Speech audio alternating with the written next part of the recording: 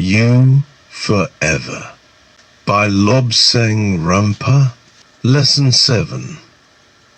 This is going to be a short lesson, but a very important one. It is suggested that you read this particular lesson very, very carefully indeed. Many people in trying to see the aura are impatient. They expect to read some written instructions, look up from the printed page and see auras arrayed before their startled gaze. It is not quite so simple as that. Many of the great masters take almost a lifetime before being able to see the aura, but we maintain that provided a person be sincere and will practice conscientiously, the aura can be discerned by the majority of people. It is stated that most people can be hypnotized, in just the same way most people with practice, and that practice really means perseverance, can see the aura. It must be emphasized over and over again that if one wants to see the aura at its best, one has to look upon a nude body, for the aura is influenced considerably by clothing. For example, supposing a person says, "Oh, I will put on everything absolutely fresh from the laundry, then it will not interfere with my aura." Well, in all probability, some parts of the clothing have been handled by someone at the laundry. Laundry work is monotonous, and the people who are engaged upon it normally reflect upon their own affairs. In other words, they are a bit out of themselves, and as they mechanically fold clothing or touch the clothing, their thoughts are not upon their work but upon their own private business. The impressions from their own aura enter into the clothing, and then when you go to put on that clothing and look at yourself, you are going to find that you have got somebody else's impressions there. Difficult to believe. Look at it this way. You have a magnet, and you touch that magnet quite idly with a penknife. Afterwards you find that the penknife has picked up the auric influence of the magnet. It is in much the same way with humans. One can pick up from the other. A woman can go to a show, sit beside a stranger, and afterwards she can say, "Oh, I must have a bath. I feel contaminated being close to that person." If you want to see the true aura, with all its colors, you must look at a nude body. If you can look at a female body, you will find that the colors are more distinct. We really hate to say this, but often with the female body the colors are stronger. More crude, if you like, but whatever way you term it, they are still stronger and easier to see. Some of us might find it difficult to go out and discover a woman who will take off her clothes without any objections, so why not use your own body for a change? You must be alone for this. You must be alone in the privacy of, for example, a bathroom. Make sure that the bathroom has a subdued light. If you find the light is too bright, and it should definitely be dim, hang a towel close to the source of light so that while there is illumination, it is of a very low order. A word of warning here. Make sure that the towel is not so close to the lamp that it smolders and catches fire. You're not trying to burn up your house, but to cut down the light. If you can get hold of one of those Osglim lamps which use no current that registers on a meter, then you will find that is very, very suitable indeed. An Osglim lamp consists of a clear glass bulb. From the glass pinch inside the bulb there is a short rod to which is affixed a round circular plate.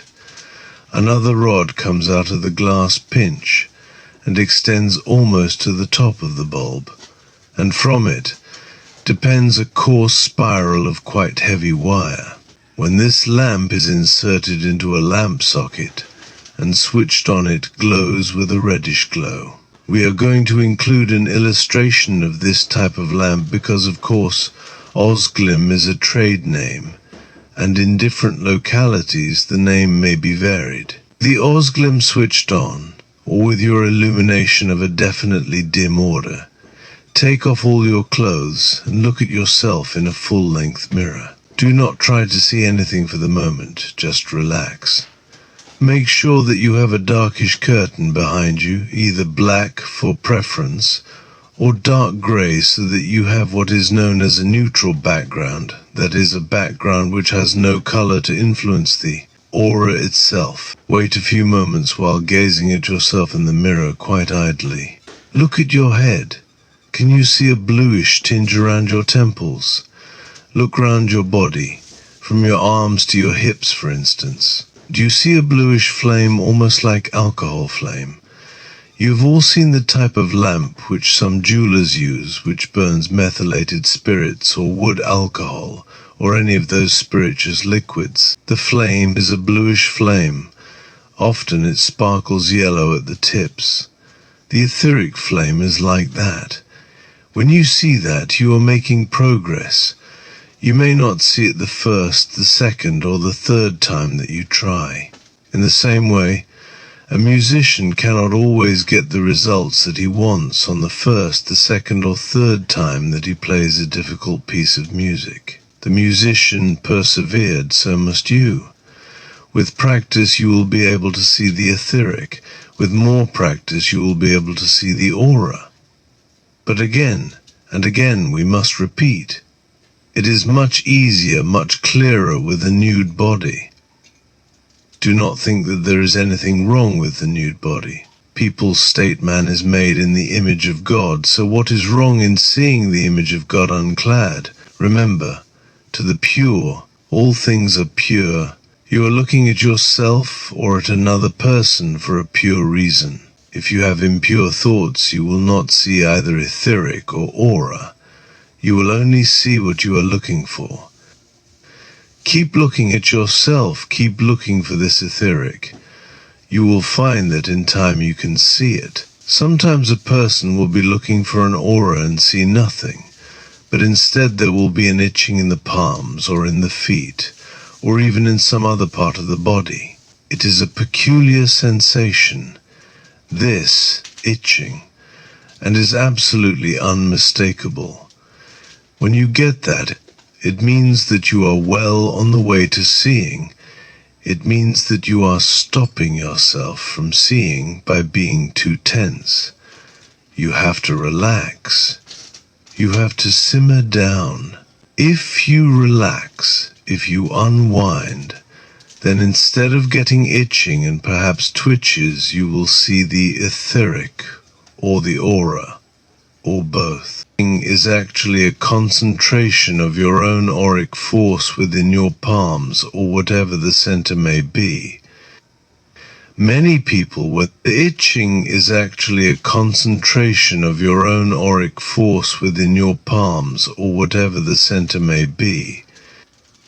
Many people, when they are frightened or tensed up, perspire in the palms of the hands or in the armpits or elsewhere. In this psychic experiment, instead of perspiring, you itch. It is, we repeat, a good sign. It means, we repeat this also, that you are trying too hard, and when you are ready to relax, then the etheric and perhaps the aura also will be before your quite startled gaze. Many people cannot see their own aura with complete accuracy because they are looking through their aura out towards a mirror. The mirror distorts the colors somewhat and reflects back, again through the aura, this distorted range of colors, and so the poor percipient imagines that he or she had muddier colors than may be the case. Think of a fish deep in a pond, looking up at some flower held a few feet from the surface of the water. The fish would not perceive colors the same as you would. The fish would have the vision of the flower distorted by ripples on the water, and by the clarity or otherwise of the water.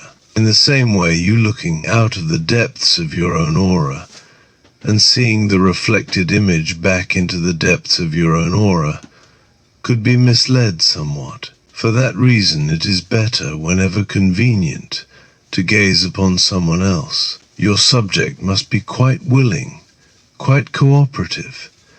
If you are looking upon the nude form of some person, often the person gazed upon will be nervous or embarrassed. In that case, the etheric shrinks back almost into the body, and the aura itself closes up quite a lot and falsifies the colors. It needs practice to be able to give a good diagnosis, but the main thing is to see any colors first. It doesn't matter if they are true or false colors. The best way is to get this person and talk to her. Just make small talk. Just make idle discussion in order to set her at ease and show that nothing is going to happen. As soon as your subject relaxes, her etheric will regain its normal proportions, and the aura itself will flow out to completely fill the auric sac. This can in many ways be likened to hypnotism. A hypnotist doesn't just grab a person and hypnotize him then and there on the spot. Usually there are a number of sessions. The hypnotist first sees the patient, and they establish a form of rapport or common basis, a mutual understanding, if you like, and the hypnotist may even try one or two little tricks, such as seeing if the subject responds to elementary hypnotism. After 2 or 3 sessions, the hypnotist puts the subject thoroughly into a trance, in much the same way you would have your subject, and first of all not stare at the body, hardly look at the body, just be natural, as if the other person was fully clothed. Then, perhaps on the second occasion, the subject will be more reassured, more confident, more relaxed. On the third occasion you can indeed look at the body, or look at the outline of the body and see, can you see that faint blue haze? Can you see those bands of colors swirling about the body in that yellow halo? Can you see that play of light from the top center of the head splaying out like an unfolding lotus, or in Western parlance, something like a firework sparkling in various colors? This is a short lesson. It is an important lesson. Now it is suggested that you wait until you are comfortable, no particular worries on your mind, you are not hungry, nor are you overfed. Then go to your bathroom. Have a bath if you like to get rid of any influence from your clothing, and then practice so that you can see your own aura. It is all a matter of practice. Lesson 8. In previous lessons we have regarded the body as being the center of the etheric and the aura. We have moved from the body outwards, discussing the etheric and then on to a description of the aura with its striations of color, and forward to the outer auric skin. All this is extremely important, and you are advised to go back and reread the previous lessons. For in this lesson, and lesson 9, we're going to prepare the ground for leaving the body. Unless you are clear about etheric and aura and the nature of the molecular structure of the body, you may run into some difficulties. The human body consists, as we have seen, of a mass of protoplasm. It is a mass of molecules spread out over a certain volume of space, in much the same way as a universe occupies a certain volume of space. Now we are going to go inwards, away from the aura, away from the etheric, and into the body. For this flesh body is just a vehicle, just a suit of clothes, the garb of an actor who is living out his allotted part upon the stage which is the world. It has been stated that 2 objects cannot occupy the same space. That is reasonably correct when one thinks of bricks, or timbers, or pieces of metal.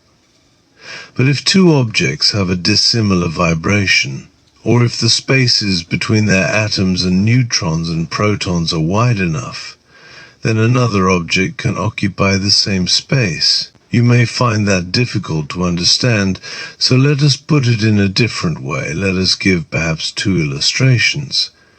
Here is the first. If you get 2 glasses and you fill them right up to the brim with water, you will find that if you tip a little sand, say a teaspoonful, into one of the filled glasses, the water will overflow and will run down the side, showing that in this case, the water and the sand cannot both occupy the same space, and so one has to give way. And being heavier, the sand being heavier, sinks to the bottom of the water, thus raising the level in the glass to the point where the water overflows. Let us turn to the other glass, which also has been filled with water to the brim, filled to precisely the same level as the first glass. If now we take sugar and we slowly sprinkle sugar into the glass, we find that we may be able to put even 6 teaspoonfuls of sugar into the glass before the water overflows. If we do this slowly, we will see the sugar disappear. In other words, it dissolves. As it dissolves, its own molecules occupy spaces between water molecules, and thus it does not take up any more space. Only when all the space between the water molecules has been filled with sugar molecules does the excess sugar pile up on the bottom of the glass and eventually cause the water to overflow. In this case, we have clear proof that 2 objects can occupy the same space. Let us have another illustration. Let us look at the solar system. This is an object, an entity, a something. There are molecules or atoms, which we call worlds, moving about in space. If it is true that 2 objects cannot occupy the same space, then we could not send a rocket from the Earth into space, nor could people from another universe enter this universe, because if they did so, they would be occupying our space. So, under suitable conditions, it is possible for 2 objects to occupy the same space. The human body, consisting of molecules with a certain amount of space between atoms, also houses other bodies, tenuous bodies, spirit bodies, or what we call astral bodies. These tenuous bodies are precisely the same as to composition as is the human body.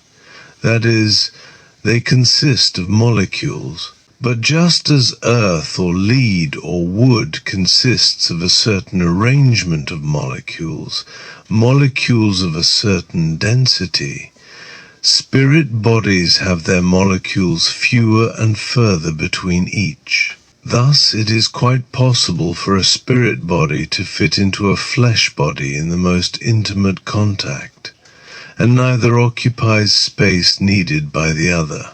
The astral body and the physical body are connected together by the silver cord. This latter is a mass of molecules vibrating at a tremendous speed.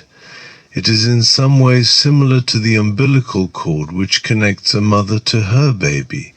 In the mother, impulses, impressions, and nourishment flow from her to the unborn baby. When the baby is born and the umbilical cord is severed, then the baby dies to the life it knew before. That is, it becomes a separate entity, a separate life. It is no longer a part of the mother, so it dies as part of the mother and takes on its own existence. The silver cord connects the overself and the human body, and impressions flash from one to the other during every minute of the flesh body's existence. Impressions, commands, lessons, and at times even spiritual nourishment come down from the overself to the human body. When death takes place, the silver cord is severed, and the human body is left like a discarded suit of clothes while the spirit moves on. This is not the place to go into the matter, but it should be stated that there are a number of spirit bodies. We are dealing with the flesh body and the astral body at present. In our present form of evolution, there are 9 separate bodies, each connected to the other by a silver cord, but we are concerned now more with astral traveling and matters intimately connected with the astral plane. Man, then, is a spirit briefly encased in a body of flesh and bones, encased in order that lessons may be learned and experiences undergone, experiences which could not be obtained by the spirit without the use of a body. Man, or the flesh body of man, is a vehicle which is driven or manipulated by the overself. Some prefer to use the term soul. We use overself because it is more convenient. The soul is a different matter, actually, and goes to an even higher realm. The overself is the controller, the driver of the body, the brain of the human, is a relay station, a telephone exchange, a completely automated factory, if you like. It takes messages from the overself and converts the overself's commands into chemical activity or physical activity which keeps the vehicle alive, causes muscles to work, and causes certain mental processes. It also relays back to the overself messages and impressions of experiences gained. By escaping from the limitations of the body, like a driver temporarily leaving an automobile, man can see the greater world of the spirit and can assess the lessons learned while encased in the flesh. But here we are discussing the physical and the astral with, perhaps, brief mentions of the overself. We mention the astral in particular because while in that body man can travel to distant places in the twinkling of an eye, man can go anywhere at any time, and can even see what old friends or relations are doing. With practice, man, or woman, can visit the cities of the world and the great libraries of the world. It is easy, with practice, to visit any library and to look at any book or any page of a book. Most people think they cannot leave the body because in the Western world they have been so conditioned for the whole of their life to disbelieve in things which cannot be felt, torn to pieces, and then discussed in terms which mean nothing. Children believe in fairies. There are such things, of course. Only we who can see them and converse with them call them nature spirits. Many really young children have what are known as invisible playmates. To adults, the children live in a world of make-believe, talking animatedly to friends who cannot be seen by the cynical adult. The child knows that these friends are real. As the child grows older, parents laugh or become angry at the idle imaginations. Parents who have forgotten their own childhood and forgotten how their parents acted, even beat a child for being a liar or being over-imaginative. Eventually, the child becomes hypnotized into believing that there are no such things as nature spirits or fairies, and in turn these children grow up, have families of their own, and discourage their own children from seeing or playing with nature spirits. We are going to say quite definitely that the people of the East and the people of Ireland know better. There are nature spirits, never mind. If they are called fairies or leprechauns, never mind whatever they are called, they are real, they do good work, and man, in his ignorance and boastfulness in denying the existence of these people, denies himself a wondrous treat and a marvelous store of information. For the nature spirits help those whom they like, help those who believe in them. There are no limits to the knowledge of the overself.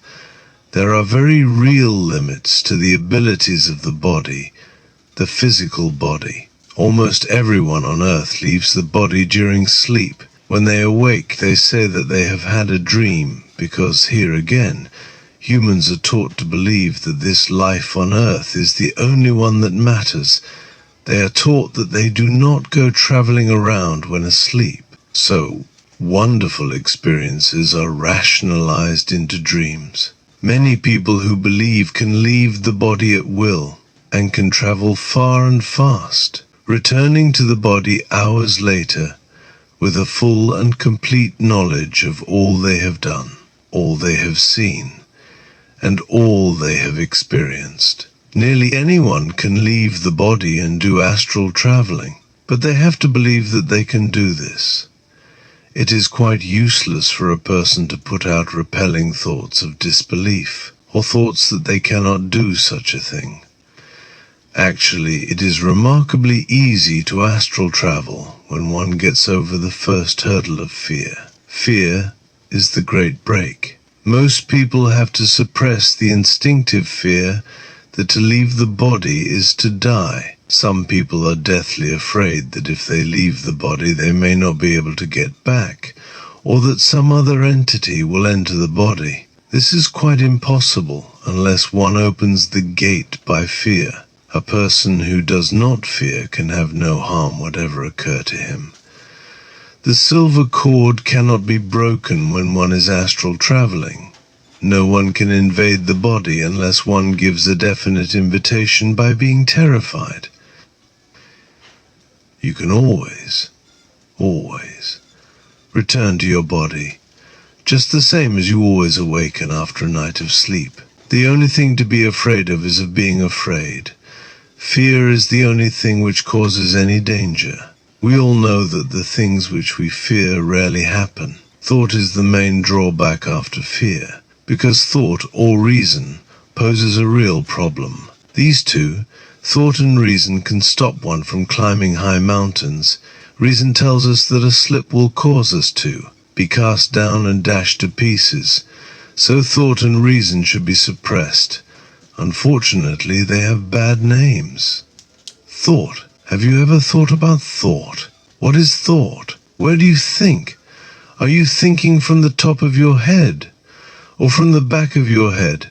Are you thinking in your eyebrows? Or in your ears? Do you stop thinking when you close your eyes? No. Your thought is wherever you concentrate. You think wherever you concentrate upon. This simple, elementary fact can help you get out of your body and into the astral.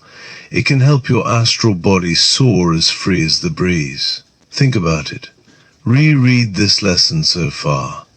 And think about thought. Think how thought has often kept you back, because you thought of obstacles, you thought of unnamed fears. You may, for instance, have been alone in the house at midnight, with the wind howling outside, and you may have thought of burglars. You may have imagined someone hiding behind a curtain ready to jump upon you. Thought, here, can harm. Think of thought some more. You are suffering from toothache, and reluctantly you go to see the dentist. He tells you that you have to have a tooth extracted. You are afraid it will hurt. You sit there in the dental chair in fear. As soon as the dentist picks up his hypodermic to give you an injection, you automatically wince, and perhaps even turn pale. You are sure it is going to hurt. You are sure that you are going to feel that needle going in, and afterwards there will be that horrid wrench as your tooth comes bloodily out. Perhaps you are afraid that you are going to faint with the shock, so you feed the fear. You make your tooth hurt more and more by thinking and concentrating the whole of your thought power upon the sight of that tooth. All your energy is devoted to making that tooth ache more, but when you idly think, where is the thought then? In the head. How do you know? Can you feel it there? Thought is where you concentrate. Thought is within you only because you are thinking of yourself, and because you think thought must be within you. Thought is where you want it to be. Thought is where you direct it to be. Let us look at thought is where you concentrate again. In the heat of battle, men have been shot or stabbed and have felt no pain. For a time they may not even have known that they were wounded.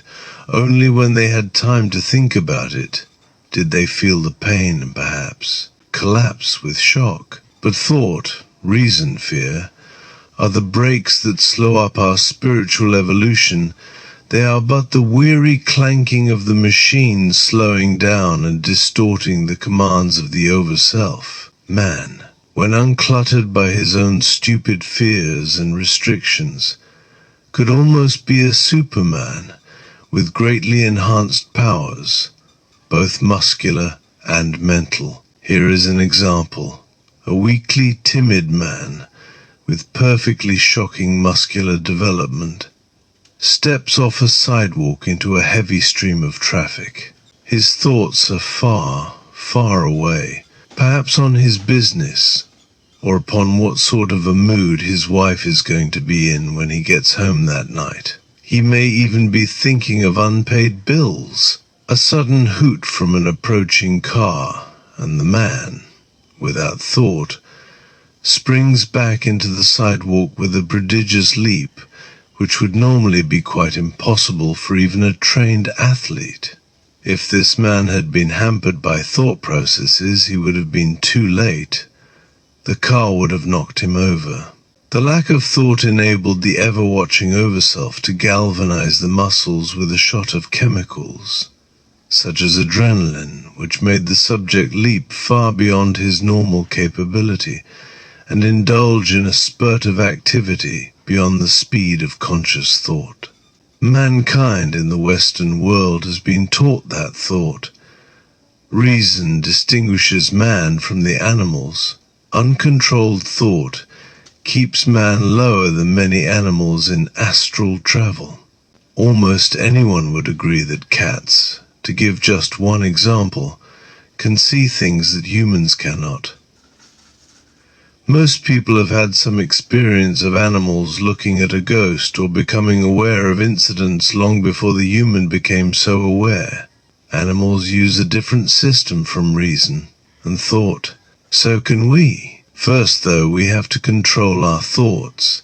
We have to control all those weary tag ends of idle thought, which constantly creep past our minds. Sit down somewhere where you are comfortable, where you can be completely relaxed, and where no one can disturb you.